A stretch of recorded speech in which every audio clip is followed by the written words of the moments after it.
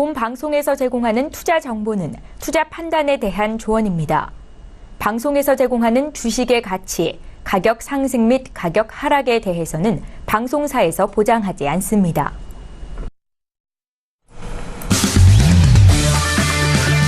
네, 안녕하세요. 해외 선물 신세계 MC 김은혜입니다. 한 주간의 시작을 알리는 월요일 저녁입니다. 자, 이제 오늘의 이슈, 이후의 이슈를 좀 짚어보면요. FOMC 회의가 가장 큰 이벤트가 아닐까 싶습니다. 더욱더 특별한 점은 이틀간 진행된 FOMC 회의, 이번엔 제닛 옐런 의장이 주재하는 마지막 회의이기도 합니다. 이후에 2월 3일로 좀 사임을 하게 되고, 이후에는 또 다른 차기 의장에 대해서 진행이 될 예정인데요. 자, 그 부분 통해서 FOMC 회의 영향력, 어떤 시장에 대한 분석 도와드릴지 그 부분 신세계를 통해서 함께 해보시길 바라겠습니다. 자, 오늘도 여러분께서 참여하실 수 있는 방법 활짝 열어놓고 있습니다. 전화와 문자 그리고 유튜브 실시간 채팅방을 통해서 다양한 의견 남겨주실 수가 있는데요.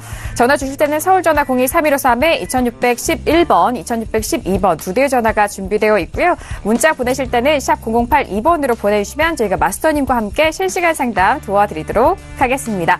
자, 그리고 유튜브 안에서는요, 더욱더 편리하게 남겨주실 수가 있으니까요. 설경제TV를 검색을 하시고 유튜브를 통해서도 다양한 의견 남겨주시길 바라겠습니다. 아울러 저희가 신세계 일부에서 제공되는 정보는요, 투자 판단에 대한 조언입니다. 해당 상품의 가치와 수익률을 보장하지 않는다는 점 유의해 주시길 바라겠고요. 또한 저희 프로그램은 자본시장 통합법을 준수하고 있습니다. 1:1 투자 상담과 유사수 신행위, 무인가 영업행위, 불법 대여 계좌 홍보 및 가입 거래 등 이런 모든 불법 사항에 대해서 엄중하게 금지하고 있다는 점 또한 다시 한번 고지 도와드리도록 하겠습니다. 자, 한 주간의 시작의 월요일 저녁입니다. 오늘 신세계 함께 해주실 출연진분들 먼저 소개해드리도록 하겠습니다. 월요일 날에 찾아오시는 분이죠. 김호균 해설위원님 나오셨습니다. 어서 오세요. 네, 반갑습니다. 시청자 여러분, 날씨가 굉장히 춥지만 오늘 날씨 추운 가운데 이제 주식시장은 또 좋은 활활 타오르는 불꽃의 모습 보여줬는데요. 네, 맞아요. 날씨도 추운데 증시라도 좋아야지 이런 마음이 또 없지 않아 있는데 요즘 날씨가 너무 추워서 약속을 못 잡습니다. 네. 날씨 좀 풀린 전에 보자 뭐 이렇게 하고 있는데 날씨 춥지만 우리는 또 시장이 또 긴박하게 움직이는 상황 속에서 또 열심히 또 시장을 지켜봐야 될 것 같습니다. 월요일 시장 많이 움직이지 않습니다. 하지만 한 주의 방향을 잡는 게 굉장히 중요하고요. 이번 주 아까 앵커님 말씀하신 대로 FOMC가 있습니다. 굉장히 이제 중요한 한 주가 될 것 같기 때문에 월요일부터 힘 주어서 시장을 보도록 하겠습니다. 네, 맞습니다. 바깥의 날씨 계속해서 좀 추워지고 있는데 오늘 우리 시장에 대해서는 코스피가 2600선 장중에 좀 터치를 하는 상황이었고, 코스닥 지수 같은 경우에는 920선을 돌파하는 그런 기염을 좀 표해내고 있는 상황입니다. 지수에 대해서는 고점 높여가고 있는데, 그리고 해외 선물 전략 안에서는 월요일장 좀 기준이 되는 중요한 날인 만큼 오늘도 기대 많이 해주시길 바라겠습니다. 자, 이어서 오늘도 김경윤 PD 함께합니다. 김경윤 PD. 네, 안녕하세요. 김경윤입니다. 네, 지난주에 ECB와 다보스 포럼이 있었다면 이번 주에는 FOMC 그리고 내일 있을 트럼프 대통령의 연두 교서가 있습니다. 정말 계속해서 좀 중요한 이벤트가 자리하고 있는 한 주인데요. 이번 주에 일어날 일들도 자세하게 전달해드리도록 하겠습니다. 네, 알겠습니다. 최근에 이 인물들에 대해서, 인사에 대해서 발언이 이어지고 있는 만큼 오늘도 김경윤 PD 많은 활약을 기대해 주시길 바라겠습니다. 자, 이렇게 오늘의 출연진 분들과도 인사를 나눠봤고요. 무엇보다도 월요일장 중요한 장입니다. 자, 오늘 신세계 중점적으로 여러분들의 해외 선물 전략 짜드릴 마스터님 소개할 텐데요. 오늘의 마스터를 먼저 영상을 통해서 소개합니다. 해외 선물 신세계 정식 오픈! 검색창에 서울경제TV 홈페이지를 검색하신 후 홈페이지 우측에 신세계 배너를 클릭. 아래 다운로드 버튼을 눌러 신세계를 설치 후 실행하세요. 회원 가입 후 1577-7451로 전화해 무료 참가 신청을 하면 준비 끝. 신세계의 여러 마스터 중 나만의 마스터를 선택. 실시간으로 마스터의 매매 내역을 무료로 받으세요. 트레이딩의 액션, 해외 선물 신세계. 자세한 사항은 문의 전화 및 홈페이지를 참조하세요.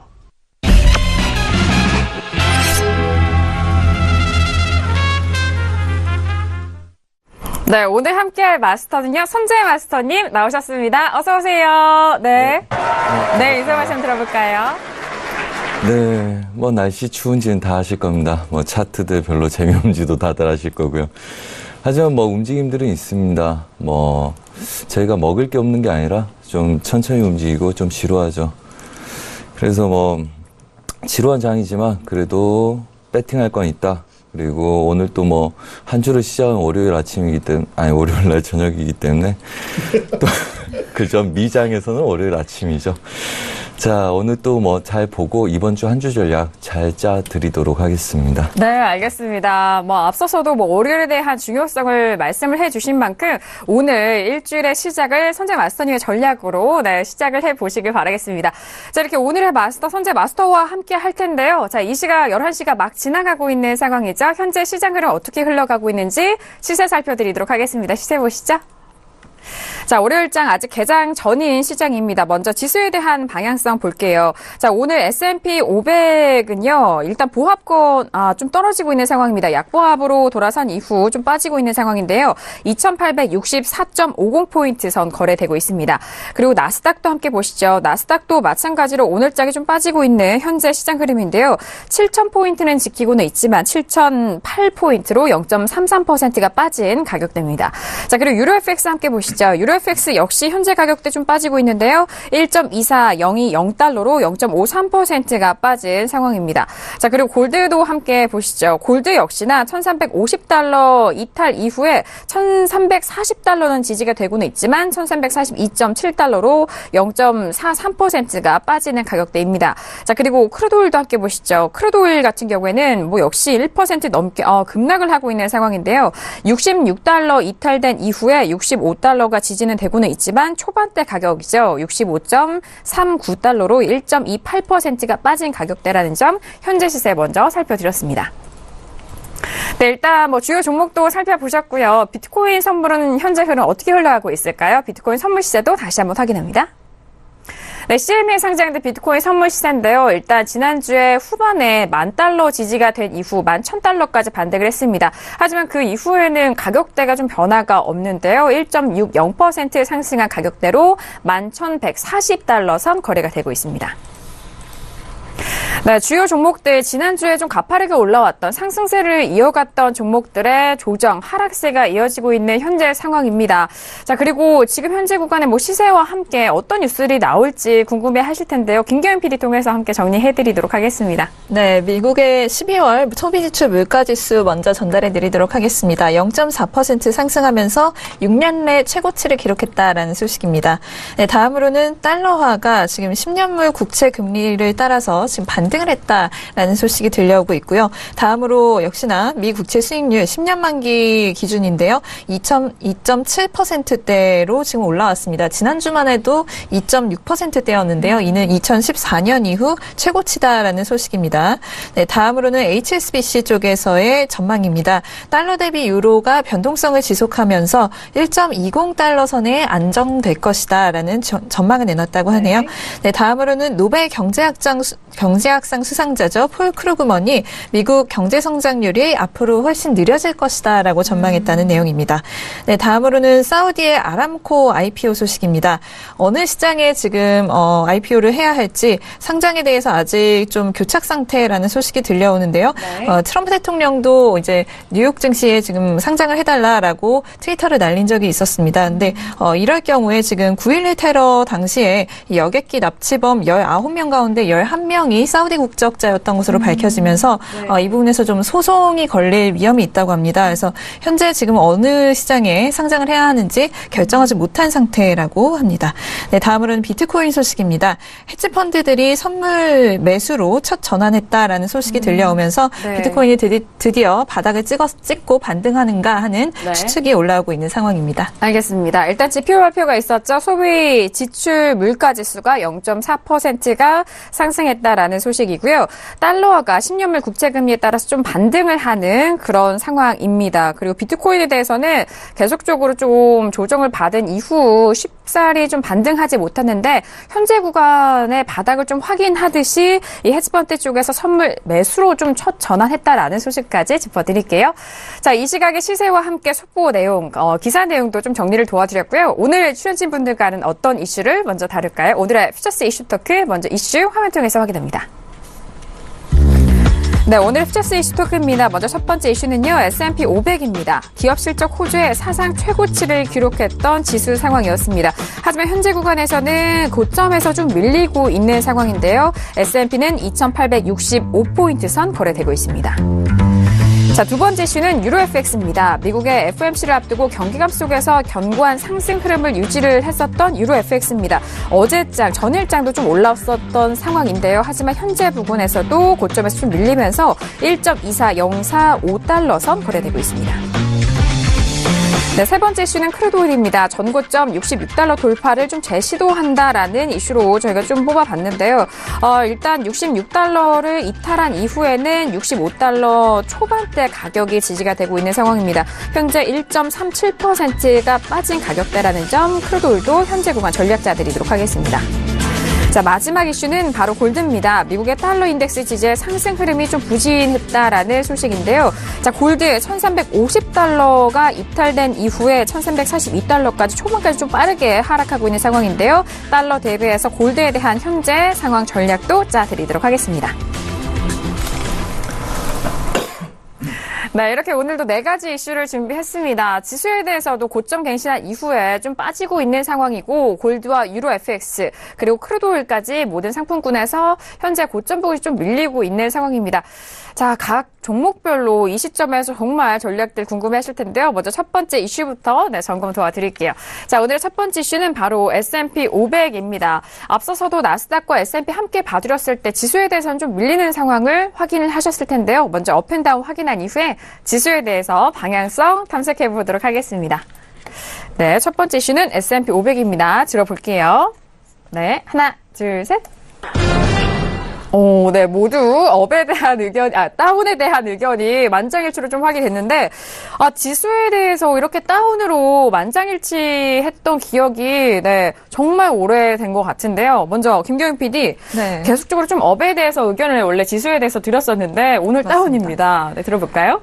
역시나 길게 봤을 때는 계속해서 우상해야 할 것이라고 생각을 하지만 오늘 같은 경우에는 지금 금요일에도 지수가 좀 급등을 한 상황이거든요. 네. 그렇기 때문에 전거래 급등으로 인해서 오늘 좀 쉬어가는 흐름이 나올 것이다라고 전망하고 있습니다. 지난주 금요일 같은 경우에 지금 다우가 200포인트 넘게 상승을 하면서 장중 및 장마감 기준 최고치를 경신했다라는 소식이 들려왔는데요. 네. 일단 오늘은 역시나 실적 시즌 이어가는 모습입니다. 여러 기업들이 또 실적 발표를 앞두고 있는데요. 로키드 마틴이나 시게이트 테크놀로지처럼 이제 우리나라 분들도 많이 아시는 그런 대기업들이 실적 발표를 좀 앞두고 있는 상황입니다. 일단 오늘 일정 정도 말씀을 드리자면 달라스 연준의 텍사스 제조업 전망 서베이도 오늘 발표가 될 예정이고요. 네. 지금 좀 통신주의 향방에 좀 영향을 미칠 수 있는 이슈가 트럼프 미국 정부가 5G 통신망을 국영화하는 방향을 고려 중이다라는 소식이 들려왔는데 이 인터넷 매체 악시오스라는 매체에서 미국 정부의 내부 문건을 입수했다라면서 이 소식을 보도했다라고 합니다. 그래서 최근 이제 국가안보회의 관계자로부터 최근에 미 정부 고위 관료와 관련 정보기관에 트럼프 대통령 첫 임기 말까지 5G 통신망을 하나로 모아야 한다라는 보고를 했다고 하는데요. 이는 중국의 사이버 안보 그리고 경제 위협에 대응하기 위한 보호 장치다라는 이유가 들려오고 있는데 이 부분 지금 좀 통신주의 흐름에 굉장히 좀 중요한 이슈가 될 것으로 보입니다. 지금 좀 더 발전된 상황이 있으면 전달해 드리도록 하겠고요.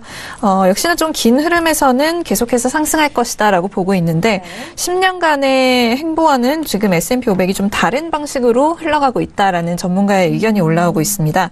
미국 CNBC 쪽에 올라온 기사인데요. 지난 18거래 동안에 S&P 500이 사상 최고치를 경신한 게 무려 14일이라고 합니다. LPL 파이낸셜 쪽에서는 이 기록이 지금 1955년 이후에 볼 수 없었던 그런 기록이다라는 고무적인 이야기도 또 했는데요.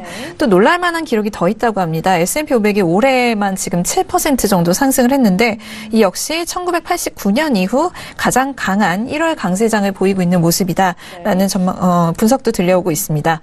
이런 올해 초부터 현재까지의 행보는 올해 나머지 기간 동안에도 증시가 좀 좋은 흐름으로 갈 것이다라는 어떤 예고편이다라고 지금 얘기가 되고 있는데요. So goes January, goes the year라는 말이 있습니다. 1월이 좋으면 한 해가 다 좋다. 뭐 이런 말이라고 해석하시면 될 것 같은데 CNBC에 출연한 한 전문가는 1월에 이런 흐름이 어떤 지표라고 할 수 있다라고 이야기를 하면서 대부분 한 해의 시작이 좋으면 계속해서 이 상승을 견인하는 경향이 있다라는 이야기를 했습니다. 그래서 올해도 그럴 것인지 좀 지켜봐야 하는데 아마 그럴 수 있을 것이라고 본다라며 좀 긍정적인 전망을 내놨다고 해요. 그래서 이 전문가의 분석에 의하면 1월 증시가 상승하면 나머지 11개월 동안 증시는 평균 12% 정도 상승한다라고 하는데 만약에 S&P 500이 5% 이상 1월 달에 상승을 하면 나머지 기간 동안 평균 16% 정도 급등을 한다라고 지금 계산상으로 이렇게 나온다고 해요. 그래서 16% 상승을 한다고 치면 올해 S&P 500은 애널리스트들의 가장 낙관적인 예상치에 근접하는 3,330선까지 도달할 수 있을 것으로 보입니다. 이는 UBS 애널리스트들이 예상한 가장 높은 수치였던 3,150선보다도 높은 수치다라는 지금 분석도 함께 올라오고 있습니다. 하지만 여기에 걸림돌이 될 수 있는 게 한 두 가지 정도가 될 수가 있겠는데요. 일단 첫 번째는 연준의 새로운 의장 부임으로 인해서 시장이 좀 흔들림을 보일 수 있다라는 요소라고 합니다. 이 전문가의 의견에 따르면 다우가 새로운 연준 의장이 부임한 다음에 평균 6개월 정도는 좀 부정적인 흐름을 보였다라는 이 평균적인 통계를 지금 들면서 역시나 파월 의장이 이제 부임을 하고 나서도 이런 흐름이 나타날 수 있다라는 의견을 보였고요. 다음으로는 역시 11월 중간 선거입니다. 이 부분 역시 시장 변동성을 좀 초래할 수 있다라는 의견인데요. 보통 중간 선거가 있는 해는 평균적으로 10% 이상의 조정을 겪는데 그 정도까지 좀 조정이 심하게 나올 것이라고 보지는 않지만 역시나 좀 정치적인 이슈가 있으면 시장이 좀 흔들릴 수도 있다라고 보고 있습니다. 하지만 전반적으로는 올해 좀 증시 흐름 좋을 것이다라고 보는 의견이네요. 알겠습니다. 일단 단기적으로 오늘 대일 관점이라든지 최근의 변동성으로는 하락에 대한 의견을 주셨지만 역시나 장기적으로는 상승 추세는 계속해서 살아있다라는 재료에 대해서 좀 분석을 도와드렸는데요.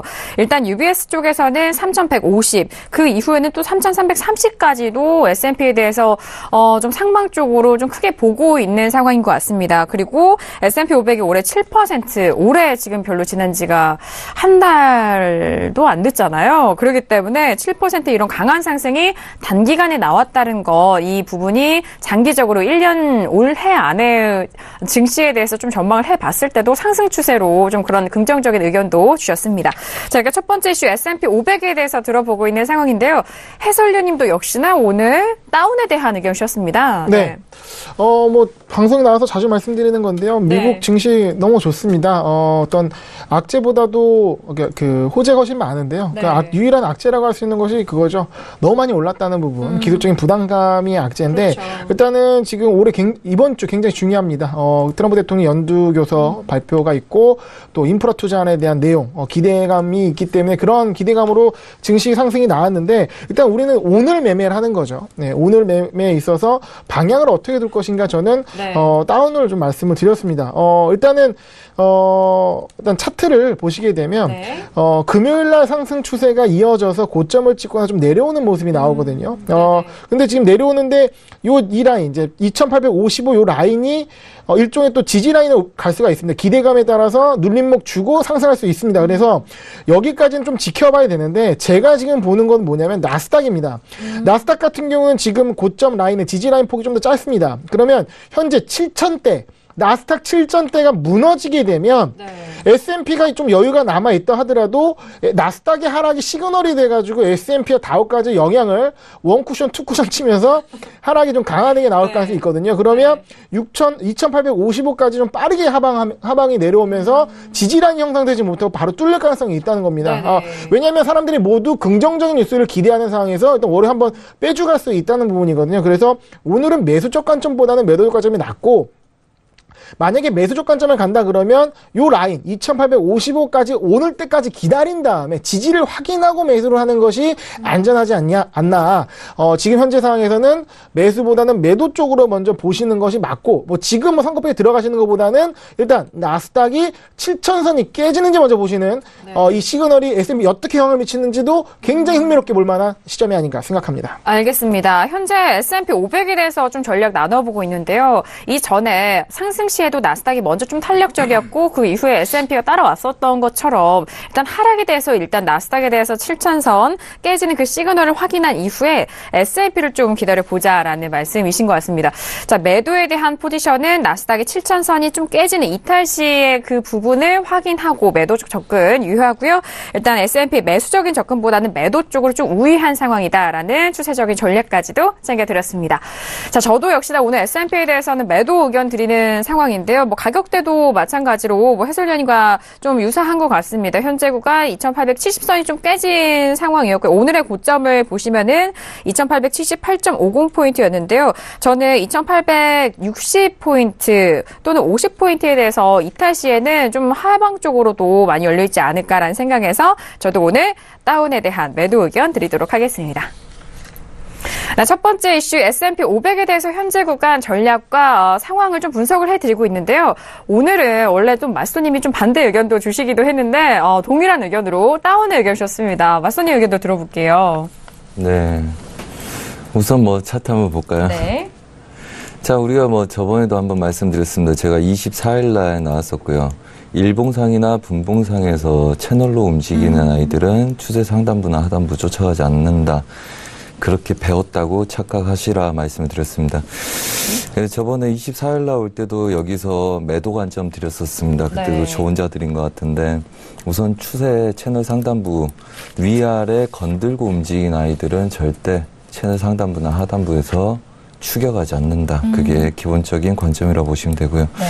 자, 오늘 또 움직임들 뭐 이렇게 보면 윗구간 추세 상단부는 2선, 그 다음에 하단부는 2선. 그래서 두 자리들 맞고 지속적으로 막힌 상태고요. 아래 하단부 지지선들 오차 별로 없이 견고하게 움직이고 있는 채널 상단, 채널 구간에 놓여 있는 상태입니다. 한마디로 차익이 나오고 다시 지지돼서 고가를 높이는 그림이지 추세를 지속적으로 내는 그림이 아니라는 거죠. 자, 그렇다면 오늘 또 추세 상단부에서 밀리는 그림입니다. 그렇다면 지금 뭐 할 거냐, 그게 중요하겠죠. 네. 지금은 추격 매도는 안 된다고 보고 있고요. 해설위원님이 말씀하셨다시피 반등 좀 기다리셨다가 매도 관점을 여시는 게 좋고요. 뭐 전반적으로 보자면 얘네들이 저가 지금 전 저가들 있죠. 지금 깨고 있는 이렇게 이럴 때 굉장히 조심하셔야 된다고 봅니다. 얘네들 쫓아간 게 아니라 저가 좀 테스트하다가 이런 구간들 한마디로 지지부진하게 올려왔던 아이들이 갑자기 확신을 갖고 돌파를 해서 급등을 한 겁니다. 한마디로 이 구간들 매물대였다는 거죠. 돌파를 했기 때문에 그 다음부터 급등이 일어난 구간이죠. 되돌아올 때 그 자리 테스트하는 거라고 보시면 되겠고요. 그 다음에 채널의 중심 자리들 항상 중요하다고 여러분들한테 말씀드렸습니다. 딱 중간 자리죠. 그래서 네. 이제 추가적으로 추격하는 거는 불합리하다 이렇게 말씀을 드리겠고요. 우선은 하방으로 추가적으로 앞으로 하루 이틀 더 밀린다면 얘네들 중심 자리는 2843지수에 놓여 있습니다. 상단부는 2850지수고 그래서 매수는 2850지수에서 가능하겠고요. 지금 쫓아가지 말라는 이유는 이 구간들 지금 테스트하고 할 수 있는지 보고 있는 입장이기 때문에 이런 구간에서 매도를 쫓아가는 건 별로 좋지 않다고 보고요. 2870선 아마 제가 보는 이건 이제 가정입니다. 얘네들이 이렇게 흘러간 게 맞는지 보시면 됩니다. 얘네들이 저가 테스트 하다가 다시 반등을 주고요. 그 다음에 2870선 근처를 테스트한 후에 다시 매도 관점으로 열 거다. 그래서 2870선까지 좀 매수 반등을 기다리셨다가 하시고요. 뭐 바로 빠질 가능성은 그리 높지 않기 때문에 매도로 추가적으로 시도를 하더라도 추격하는 것보다는 반등을 노렸다 들어가시고 얘네들 만약에 매도를 놓쳐버리면 아래 구간 지지력에서 매수 반등을 노리시는 게 더 좋다. 그래서 기다렸다가 재매도를 보시고 지금 채널 중간이란 건 매물대이자 단기 저항점들이 있기 때문에 저가를 낮춘다 해서 돌파 여력보다는 시도하다가 반등하는 애들이 있을 수 있기 때문에 반등을 기다렸다 재매도를 보신 게 네. 타당하고 합리적이다 이렇게 말씀드리겠습니다. 알겠습니다. 지수에 대해서 S&P 500 관점인데요. 다운을 들어주셨습니다. 하지만 현재 부근에서 추격 매도에 대한 관점은 지양하시는 게 좋겠고요. 반등 시 매도적인 관점으로 접근을 해보시길 바라겠습니다. 자, 그리고 2870선에 대해서 좀 테스트하고 있는 상황이기 때문에 이 부분에서 반등 시 매도적인 관점까지 가격대도 다시 한번 짚어드리도록 하겠습니다. 자, 이렇게 첫 번째 이슈였습니다. S&P 500에 대해서 다양한 의견, 그리고 공통으로 현재 구간에서 다운에 대한 의견을 좀 챙겨드렸는데요. 그 안에서 내용과 그리고 전략도 저희가 상세하게 말씀을 드렸기 때문에 자신에 맞는 전략으로 잘 챙겨 가보시길 바라겠습니다. 자, 이어서 두 번째 이슈로 바로 넘어갈게요. 오늘의 두 번째 이슈는 유로 FX입니다. 자, 현재 구간 계속해서 좀 올라온 가격대에서 오늘 유로 FX 마찬가지로 좀 빠지고 있는 상황인데요. 현재 1.2400선까지 눌리고 있는 상황입니다. 0.55%까지 빠지면서 이전의 고점을 다시 갱신하지 못하고 있는 상황인데요. 자, 현재 구간에서 먼저 업앤다운 확인한 이후에 다시 한번 의견 나눠보도록 하겠습니다. 네, 들어볼게요. 하나, 둘, 셋. 유로 FX에 대해서도 오늘 지금 만장일치로 다운의 의견이 통일이 됐습니다. 자, 일단 이렇게 저희가 또 시장의 또 축소판이긴 하지만 일단 조금의 그 반영이 되지 않는가라는 그런 생각도 하고 있는데, 김경희 PD, 유로에 대해서는 좀 상방을 좀 길게 보고 있기 때문에 업을 네. 많이 주셨잖아요. 네. 오늘 다운 들으신 이유가 어떻게 돼요? 역시나 증시와 좀 비슷한 흐름입니다. 지금까지 좀 랠리를 계속 이어갔기 때문에 좀 피로감이 있어 오늘은 좀 조정을 이어가지 않을까 하는 생각이고요. 오늘 같은 경우에는 달러가 조금 상승을 해줬습니다. 채권 수익률 상승, 그리고 이번 주 연준의 통화정책 결정을 포함해서 좀 경기지표 발표가 좀 꽉 차 있는데, 네. 이에 대한 어떤 기대 심리로 인해서 달러가 조금 반등을 했다라고 외신에서 보고 있습니다. 하지만 소시에테 제네럴 측에서는 오늘의 반등이 좀 단기적인 상승이다라고 보고 있고요. 달러의 전반적인 전망은 여전히 어둡다라고 분석을 하면서 장기적으로는 계속해서 달러는 하방으로, 그리고 유로는 상방으로 본다라는 의견을 다시 한번 내비쳤습니다. 여전히 달러는 2016년 3월 이후 원래 하락으로는 가장 큰 하락을 보여주는 중이고요. 역시나 지난주에 있었던 이 문우신 장관의 약달러 선호 멘트가 이 달러 하락의 가장 주된 이유라고 보고 있습니다. 물론 그 다음 날에 이 트럼프 대통령이 좀 수습을 시도를 했지만 이미 이 달러가 좀 데미지를 입은 상태에서 좀 회복이 안 되고 있다라고 보고 있고요. 유로가 오늘 지금 1.24선에서 거래되고 있는데, 이 트레이더들은 이게 지금 1.25달러 선 지지에 실패한 것은 그간의 랠리로 인한 좀 피로감 때문이다라고 이야기를 내놓고 있는 상황이고요. 미국 상품선물위원회 발표 자료에 따르면 CME에서 거래되는 달러 대비 유로 선물에 대한 투자자들의 롱 포지션이 사상 최대치를 지금 경신했다라고 하는데, 이어서 좀 차익 실현 매물 출회가 예정되어 있을 수도 있다라는 의견은 올라오고 있지만 여전히 유로에 대한 좀 뷰 좀 긍정적이다라고 보실 수 있겠습니다. 또한 지금 시장 참여자들이 좀 눈여겨 보고 있는 부분이 화요일에 있을 트럼프의 이 연두 교서인데요. 이때 트럼프가 보호주의를 다시 한번 좀 강조하는 기조를 보인다면 달러가 더욱 좀 하락세를 이어갈 수 있기 때문에 이 부분 굉장히 좀 주목하고 있는 상황이라고 합니다. 알겠습니다. 일단 지난주에 문희신 장관과 그리고 트럼프에 대한 발언으로 달러에 대한 부분, 그리고 그 밖에 통화적으로 좀 적용을 받은 부분에 대해서 다시 한번 좀 리뷰를 하는 시간이 아닐까 싶습니다. 일단 유로 1.25달러 선의 지지가 실패를 하면서 이 이유에 대한 분석은 그간의 이런 상승 랠리에 대한 피로감 때문이다. 거기에 추가적으로 이 달러에 대한 발언과 달러 오늘의 반등까지도 함께 좀 결부지어서 말씀을 드렸는데, 단기적으로는 다운에 대한 하락세를 좀 점치고 있지만 여전히 장기적으로 상승세 전망하고 있다라는 점까지 다시 한번 좀 분석을 도와드렸고요. 자, 이어서 김호균 해설위원님도 유로는 오늘 다운이시죠? 네, 바로 들어볼게요. 네.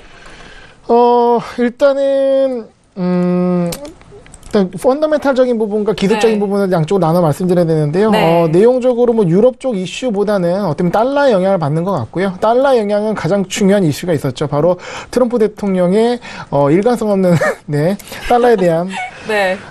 태도가 화두가 됐는데요. 네. 네네. 너무나 재밌더라고요. 사실 그럼요. 저희가 그 시간에 같이 좀 다뤘거든요. 계속 네. 약달러. 왜냐면은 이제 그 트럼프 대통령은 이제 미국 우선주의, 미국의 수출이 잘 되는 게 중요하니까요. 그래서 약달러 기조로 이어갔고, 그것이 어떤 정부 정책에 반영됐다고 보면, 지금 현재 약달러 기조가 이제 이어졌는데, 이제 문우신 재무장관도 이제 약달러에 대한, 옹호, 바로 지지 발언이 있었죠. 근데 그 다음날 트럼프 대통령이, 강달러가 좋다. 강달러로 가고 있다. 이러면서 이제 강달러 옹호 지지 발언을 하면서, 과연 이거 뭐냐? 예? 약달러랑 강달러 헷갈린 게 아니냐라고 할 수 있는데, 이런 거죠. 어떻게 보면은 뭐 제가 트럼프 대통령이 아니지만 약달러로 하면서 지금 미국이 건전해졌고 굉장히 좋아졌고 자신감으로서 이제는 강한 달러로 간다 뭐 이런 느낌이 아닌가 생각을 해봅니다. 어떤 경제학적 의미를 둔 것이라기보다는요.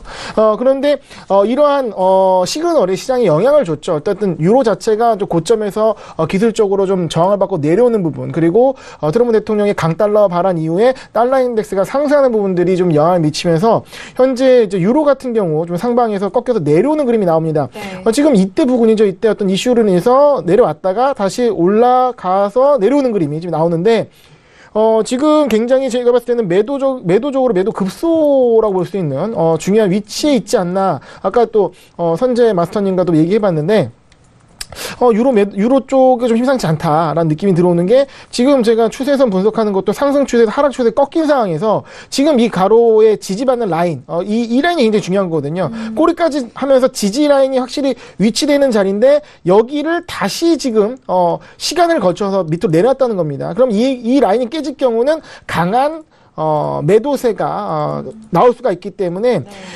지금 현재 구간 자체에서도 하락이 나오고 있지만 매도 쪽으로 보는 것이 좀 더 맞다라고 보는 거죠. 그러니까 요 지지라인이 무너지는 걸 정확히 봐야 되는 거예요. 이게 무너질 경우는 무너진 지지라인이 저항선으로 바뀌는 작용을 할 가능성이 매우 높기 때문에 다운 말씀드리도록 하겠습니다. 알겠습니다. 시황적인 부분과 가격대적인 부분도 차트 통해서 함께 짚어드렸는데, 지지가 됐던 지지선이 이탈된 이후에는 또 저항선으로 작용할 수가 있는 상황이기 때문에 말씀해주신 가격대와 차트 잘 확인을 해보시길 바라겠습니다.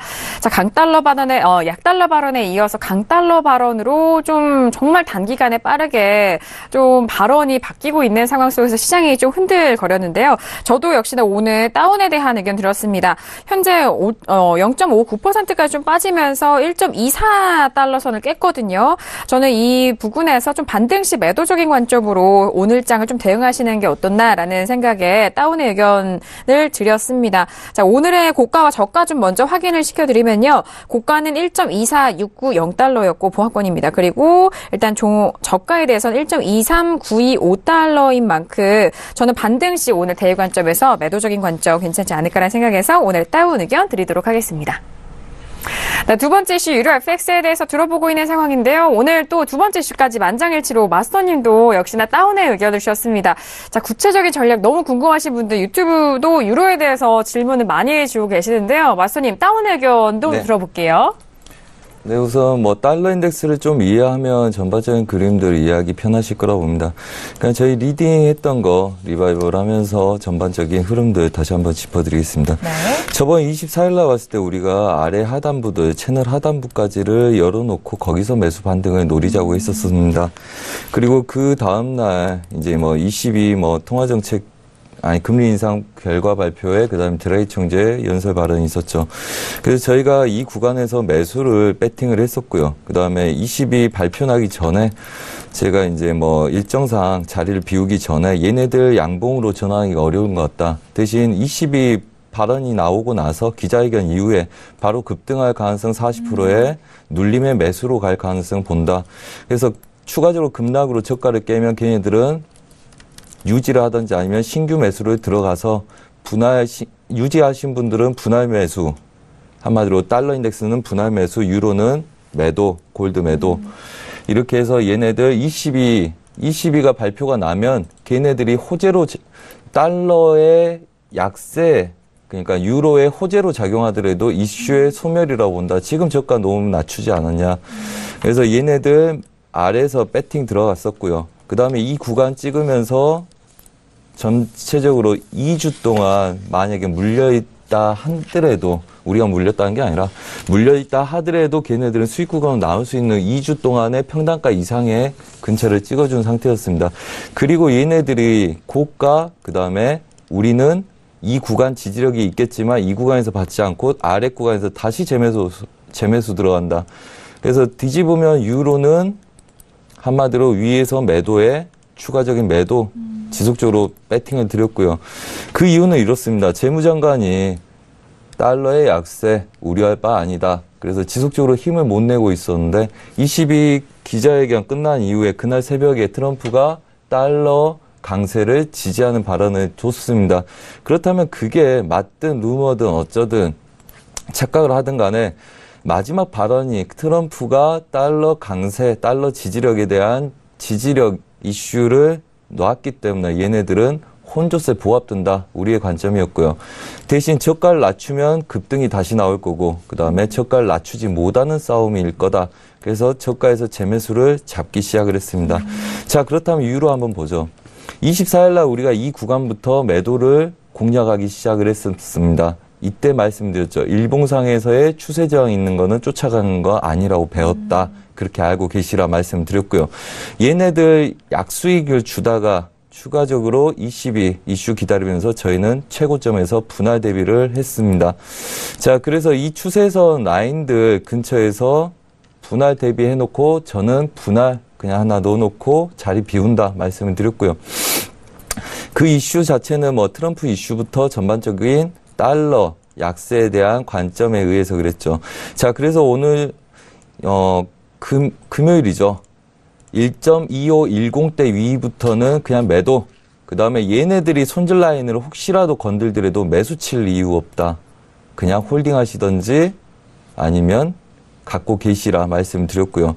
그 다음에 오늘 다시 1.26460대부터 오전에 매도. 그 다음에 제가 여기 방송 오기 전에 7시부터 9시까지 마이크를 다시 잡고 리딩을 했었습니다. 정확하게 7시 10분 정도 되죠. 얘네들 다시 매도 해서 목표를 아래 구간까지 드렸고요. 그 다음에 얘네들은 추가적으로 하방을 뚫는 걸 보겠다 해서 그대로 매도 홀딩 하시라고 말씀을 드렸습니다. 자, 결론적으로 말씀드리자면 달러 인덱스 고가 저가 찍었고요. 그 다음에 혼조세 든다고 말씀드렸고요. 얘네들은 지지력에서 매수 배팅 들어간 거 다시 89.40대 확인하고요. 매수 쪽으로 오버를 해서 친다면 89.660까지 열려있는 구간에 얘네들은 전체 부합된다. 이렇게 말씀을 드리고 이렇게 믿고 배팅 하시라 말씀을 드렸습니다. 그래서 매수 쪽으로 좀 더 열릴 수 있고요. 얘네들은 주력 그림이 아니라 이미 26일 친 고가 저가를 마무리한 다음에 혼조세 양세 들고 있고 저가에서 배팅이 들어가서 우리는 매수 쪽 배팅이 들어가고 있고 유로하고 골드는 고가에서 매도 배팅이 지속적으로 되고 있다. 그래서 얘네들은 추가적으로 앞으로 그림들이 반등했을 때 유로는 1.2450대 그 구간까지 저항을 막아낼 거고요. 그 다음에 얘네들이 매도 힘들이 더 세진다면 1.22350대까지 목표가 열려있다. 대신 우리가 그걸 잡기 위해서 계속 고가에서 매도를 지속적으로 3번, 4번 쳤기 때문에 이째를 잡고 물량 좀 줄여가시면서 하시고요. 저희 시청자분들도 보시니까 10개에서 30개까지 들고 계시는 것 같던데 물량 좀 줄여서 가시면 별 부담 없이 갖고 가실 수 있으실 거다 이렇게 말씀드리겠습니다. 네, 알겠습니다. 두 번째 이슈 유로 FX에 대해서 좀 만장일치 의견으로 함께 도와드리고 있는데 마스터님도 역시나 매도에 대한 의견 현재 구간에서도 말씀을 해주고 계십니다. 일단 큰 흐름에서는 반등 시 매도적인 관점으로 좀 말씀을 해주셨고 그 맥락 안에서 1.25선에서는 강한 매도적인 관점을 좀 확인을 해주시길 바라겠고요. 지금은 현재 좀 매수에 대한 힘과 매도에 대한 힘은 좀 하락의 힘이 조금 더 강한 상황이다라는 분위기 좀 파악도 해주셨고 그렇다면 매도적으로 좀 홀딩하시면서 아래쪽 가격대는 어느까지 보느냐 1.22선까지 좀 보셔도 된다라는 그런 가격대까지 함께 챙겨드렸습니다. 자 이렇게 두 번째 이슈 유로 FX에 대해서 만장일치 다운에 대한 의견까지 전달을 도와드렸고요. 일단 매도를 좀 보유하셨더라면 1.22선까지에 대한 목표가 다시 한번 확인해 보시기 바라겠습니다. 자 지금 30분이 지나간 상황이고요. 34분이 지나갔습니다. 오늘의 뉴욕 증시가 개장이 됐죠. 개장과 함께 시세 어떻게 변화하고 있는지 개장 시세 다시 한번 살펴드리도록 하겠습니다. 시세 보시죠. 자, 지수에 대해서는 저희가 1부 시작했을 때 S&P, 나스닥 모두 하락으로 전환된 상황 확인을 드렸고 나스닥이 앞서서 해설위원님 말씀해 주셨던 것처럼 7천선이 좀 깨지고 있는 상황인데요. 먼저 나스닥은 6,997.25포인트까지 떨어진 상황이고요. 0.49%의 약보합입니다. 자, 그리고 S&P도 역시나 좀 하락세 이어가고 있는 상황인데요. 2,865.50포인트로 0.32%까지 빠지고 있는 상황입니다. 방금 전에 살펴드린 유로FX 역시 하락 지지가 되면서 하락폭은 조금은 둔화가 됐습니다만 하락세 이어가고 있는 상황입니다. 1.2394 0.40달러로 0.60%까지 빠졌고요. 자, 그리고 골드도 함께 보시죠. 자, 골드는 1,342달러, 40달러 초반에서 지지가 되고 있는 상황입니다. 0.45%까지 빠지는 상황이고요. 크루드 오일도 역시나 65달러 초반대에서 좀 지지부진한 모습을 보여주고 있습니다. 일단 전일의 저가에 대한 부분까지 좀 올라온 상황인데 65.29달러로 1.43%가 빠진 가격대라는 점 개장과 함께 시세도 살펴드렸습니다. 네, 뉴욕 증시는 일단 고점 부담감에 3대 지수 모두 하락 출발했다라는 속보도 전달을 도와드리도록 하겠고요. 자, 그렇다면 개장과 함께 비트코인 선물 시세는 또 어떻게 변했을지 비트코인 선물 시세도 다시 한번 확인하시죠. 지금 이전에 일부 시작했을 때에 비해서 조금씩 올라가고 있는 상황이죠. 2%가 넘는 상승세로 11,200달러 선 거래되고 있습니다. 네, 이렇게 개장 시세도 살펴드렸고요. 일단 속보로는 고점 부담감에 3대 지수 모두 하락 출발했다는 소식인데 김경영 PD 속보 내용 전달해 주시죠. 오늘 조금 빠지는 모습이네요. 네. 다우존스 같은 경우에는 43포인트 정도 빠졌고요. S&P 500 역시 0.2% 정도 하락을 했는데 그중에서 가장 좀 많이 빠진 섹터가 에너지 섹터 그리고 통신주라고 하는데 아무래도 아까 나왔던 이 5G 이슈 때문에 좀 빠진 것으로 보입니다. 그리고 나스닥 같은 경우에도 0.3% 정도 지금 하락한 것으로 보이고요. 지금 역시나 채권 수익률이 2.7% 이상으로 지금 올라갔다라는 소식이 좀 주요한 소식으로 들려오고 있는 모습입니다.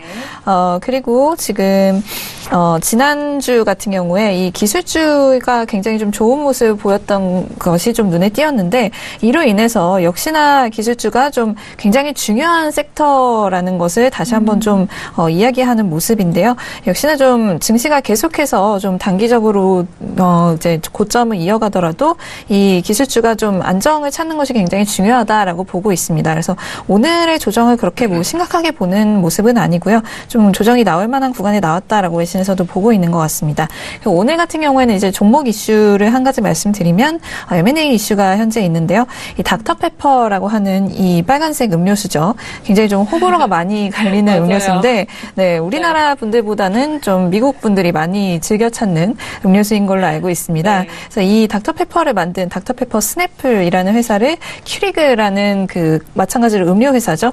이쪽에서 지금 인수를 하겠다라고 나섰는데 이 부분에서 굉장한 좀 시너지가 날 것으로 많이들 예상을 하고 있는 모습입니다. 왜냐하면 대기업이 대기업을 인수하는 부분이기 때문에 지금 뭐 펩시라든지 코카콜라와 좀 경쟁을 할 수 있을 것으로 보인다라는 분석과 함께 지금 주가 굉장히 많이 상승을 하고 있는 상황입니다. 거의 30% 가까이 지금 상승하는 모습이고요. 오늘 가장 좀 눈여겨봐야 할 종목 이슈로 보입니다. 네, 알겠습니다. 일단은 국채에 대한 이슈가 좀 올라오고 있는 상황인데요. 자, 국채에 대해서는 다시 한번 좀 말씀 도와드릴게요. 일단은 인수합병 소식까지 먼저 전화해 드리는데 이런 인수합병 소식은 지수에 대해서는 상승에 대한 모멘텀으로 작용하기 때문에 그 부분 주가도 오늘 꽤 뛰어가고 있다라는 상황이고요.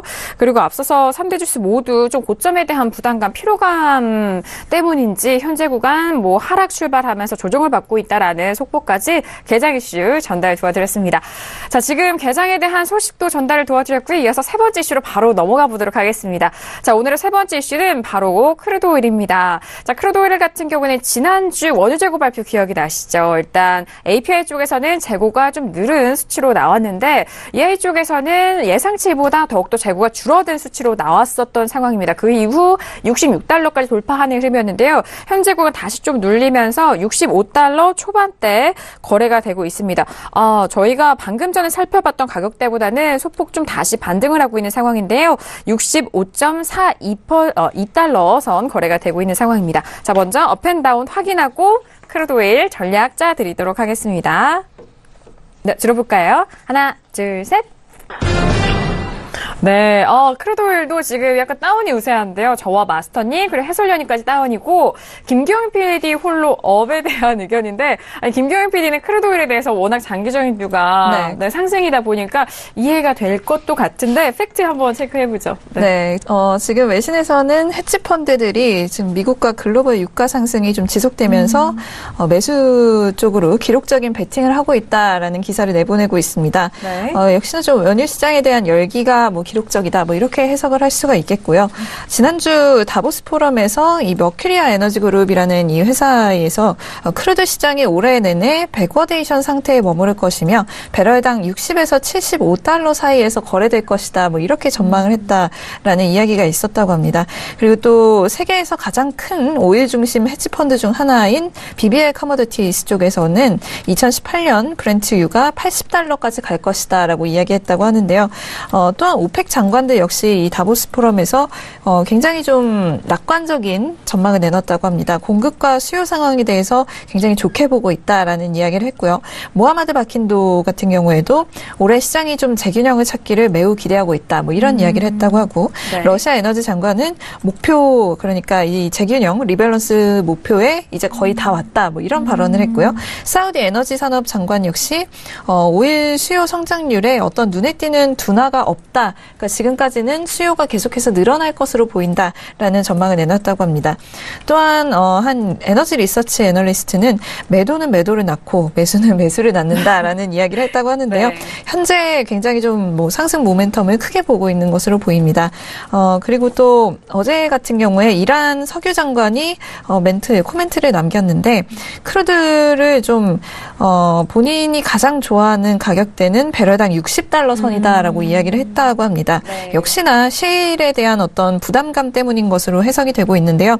지금 이보다 좀 가격대가 높아지게 되면 셰일과 같은 생산자들의 추가 생산을 부추길 수 있다라는 우려 때문에 가격이 다시 그러면 좀 하락을 할 수도 있다라는 어떤 우려가 작용되고 있는 것으로 보입니다. 일단 금요일에 그 베이커 휴즈 쪽에서 발표된 데이터에 따르면 지난주에 셰일이 그 리그를 12대 추가했다라는 소식이 들려왔습니다. 이는 지난해 3월 이후 최대치라고 하는데요. 이로 인해서 미국 크루드 생산량이 더욱 늘어날 것이다라는 전망이 이어지고 있습니다. 이미 지난주 같은 경우에 미국 크루드 생산량이 하루 988만 배럴로 급증했다라는 소식도 들려왔는데요.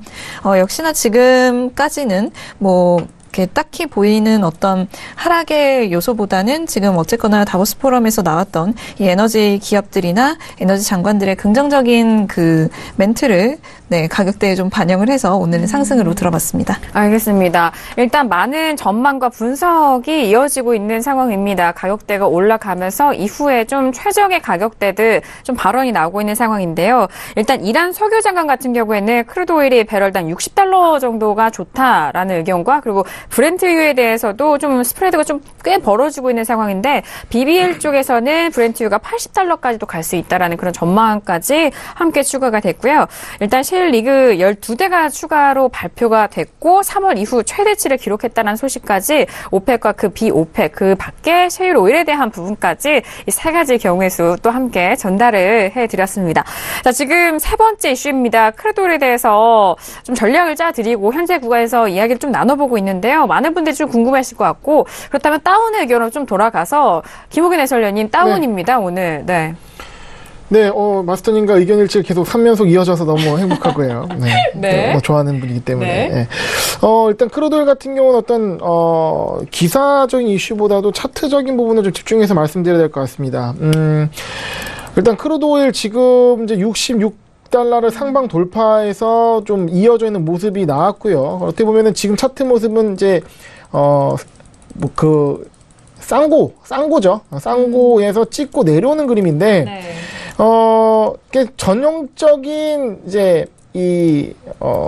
전형적으로 이제 쌍고 찍고 내려오는 그림이 좀 쎄한 거죠. 네, 느낌이 쎄한데, 전체적으로 제가 그린 추세선상에서 이 66달러 선에서 꺾인 겁니다. 추세선 하방으로, 단기 추세선 하방으로 꺾였는데, 차라리 여기서 매도를 들어가면 좋죠. 여기서 매도 들어가면 좋겠지만, 지금 현재 위치에서는 지지 라인을 좀 봐야 되거든요. 근데 1차 지지 라인이 지금 65.20에 있고, 그리고 2차는 64.90에 있습니다. 이게 전 고점 라인에 부딪히는 구간인데 요게 좀 애매하게 좀 넓게 지금 보고 있습니다. 그러면 요 구간 자체가 지지 라인대라고 보면요. 지금 현재 지지 라인대에 애매하게 지금 위치하고 있기 때문에 얘를 좀 강하게 뚫어야 되는데 이미 낙폭 자체가 크기 때문에 어떤 모멘텀이 나오지 않는 한 이 두터운 지지 라인을 깰 수 있을지가 좀 불안한 거거든요. 그러면 현재 구간에서는 매수는 아닙니다. 이게 지지 라인을 보고 매수 들어갈 수도 있지만 현재는 매수를 들어가면 오히려 성급하고요. 굳이 들어가면 매도 쪽인데 매도를 좀 지켜보면 들어가야 될 것 같아요. 왜냐면 여기서 한번 지지 받을 가능성이 높거든요. 그래서 지지 안 받을 수도 있지만 모든 건 확률입니다. 그래서 일단은 아쉬운 점은 6달러 선에서 매도를 들어가지 못했던 게 좀 아쉽고요. 그런 상황에서 지금 매도를 계속 보고 있다면 전 조금 신중히 들어갈 필요가 있다. 지금 요 지지 라인 대가 좀 두텁게 애매하게 있기 때문에, 그리고 내려오는 이 그 각도가 생각보다 좀 가파르기 때문에 반발력도 있을 수 있거든요. 그러면 일종의 여기서 쌍고 찍고 내려오면서 휩쓸어서 다시 그 전고점 돌파되는 그림도 가능하기 때문에, 자주 나오는 차트의 패턴이기 때문에 여기서 좀 집중해서 매도를 들어가더라도 손절이나 이런 걸 좀 잡고 좀 집중해서 긴장 상태에서, 그러면 딱 좋은 가격이죠. 66 위에서는 무조건 손절 가야 되는 거죠. 66에서는 위에서는 매도를 보면 안 되고 이 하방에서 매도를 볼 수 있는데 지지라인 좀 보면서 시장 대응하는 게 좋겠다 말씀드리겠습니다. 알겠습니다. 차트적으로 좀 꼼꼼하게 분석을 도와주셨습니다. 그래서 좀 지켜봐야 될 것 같습니다. 그리고 이런 거를 포지션 들어가지 않고 객관적으로 차트를 보면서 시장을 보는 것만으로 굉장한 공부가 됩니다. 그래서 굉장히 좋은 어떤 케이스이기 때문에 같이 보면 좋을 것 같습니다. 네. 알겠습니다. 계속해서 좀 매매하실 분들에 대해서는 자신이 매매하는 종목에 대해서 여러 경우의 상황 좀 지켜보시면은 그 다음에 대해서도 정말 현명하게 또 유효한 전략으로 가져가실 수 있는 부분입니다. 그렇기 때문에 현재 구간에서 크루드 오일 좀 잘 지켜보시면서 이 다음 매매에도 도움이 되셨길 바라겠고요. 일단 65.20과 64.90 이 지지라인에 대해서 지금 조금 애매한 구간이기 때문에 일단 매도적인 관점은 추세는 좀 이어지고는 있지만 그 힘이 조금 약한 상황입니다. 그렇기 때문에 가격대에 어떻게 흘러가는지 그 안에서 좀 고민을 많이 해보셔야 될 것 같고요. 매수적인 관점보다는 매도적인 관점으로 좀 열려있는 부분, 그리고 66달러에 대해서 좀 손절을 잡고 매도적인 관점으로 진입하셔라라는 그런 말씀까지 함께 전달을 도와드렸습니다. 자, 지금 크루드 오일에 대해서 함께 좀 의견을 나눠보고 있는 상황인데요. 벌써 시간이 1부 마지막까지 좀 시간이 흘러가고 있는데 마스터님의 의견을 들어볼까요? 네, 들어보도록 하겠습니다. 네, 시간 봐서 좀 짧게 하겠습니다. 자, 2부에 추가 보충하기로 하고요. 우선은 일봉상에서의 그림은 매도 그림입니다. 매도의 가능성이 있는 그림이고요. 그 다음에 분봉상의 그림은 매수 쪽으로 다시 시도할 수 있는 그림이라고 보시면 됩니다. 자, 저희가 뭐 했는지 먼저 말씀드릴게요. 66.6070대들 맞고 매도를 쳤었습니다. 그리고 오늘 다시 아시아 시장에 5060 맞고 매도. 그 다음에 리딩 여기 방송국 오기 전에 다시 이 구간들 추세 지지력들 깬다 매도 드렸습니다. 그 다음에 걔네들 매도 목표는 65.60대 드렸습니다. 그래서 80부터 정리 들어갔고요. 그 다음에 여기서 매수 받은 아이들 70대 바로 여기 있을 때 여기서부터 매수 받아도 좋다. 90대, 00대까지 10개, 15개 먹으면 된다. 그리고 이 동그라미 안에서 부합될 가능성이 높다고 말씀드렸는데 얘네들이 좀 밀렸습니다. 자, 여전히 혼조세 들 거고요. 얘네들 70대까지 확인할 가능성 높고 그냥 부합됩니다. 부합 될 거고요.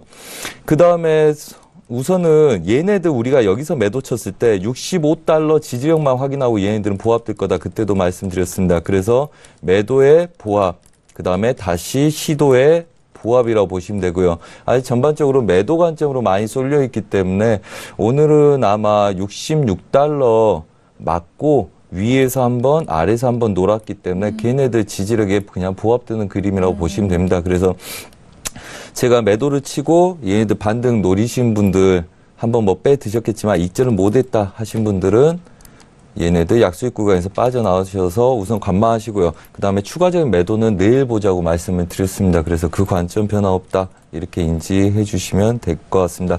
그래서 반등 시 추가적인 매도를 노려서 단타부터 롱포를 보는 거지 깬다 해서 계속 쫓아가는 매도는 아니라고 말씀드리겠고요. 분봉에서는 매수 시도 그림과 일봉상에서의 상방 제약 그림이 같이 혼주 양생 띄고 있고 그다음에 $66 기준으로 얘네들의 혼주세를 앞으로 지속적으로 뛸 가능성이 높다 이렇게 말씀드리겠습니다. 알겠습니다. 일단 반등 시 매도적인 관점을 좀 말씀을 도와드렸고요. 현재건 좀 지켜보시는 관망에 대한 의견 그리고 내일장에 대한 그런 분석까지 함께 이어서 드리는데 잠시 후 2부에서 더욱더 구체적인 크루돌에 대해서 전략자 드리도록 하겠고요. 골드도 역시나 함께 저희가 챙겨드리도록 하겠습니다. 자, 1부에서 다양한 이슈 내용 점검을 도와드리는데요. 저희가 말씀드린 내용은 투자 판단에 대한 조언입니다. 해당 상품의 가치와 수익률을 보장하지 않고요. 또한 저희 프로그램은 자본시장 통합법을 준수하고 있습니다. 1:1 투자 상담과 유사수신행위, 무인과 영업행위, 불법 대여계좌 홍보 및 가입권유 등 이런 모든 불법 사항에 대해서 엄중하게 금지하고 있다는 점 또한 다시 한번 고지 도와드리도록 하겠습니다. 자, 1부 여기서 마무리하겠고요. 잠시 후 2부에서도 여러분들의 상담과 그리고 손재 마스터님과 함께 돌아오도록 하겠습니다. 감사합니다.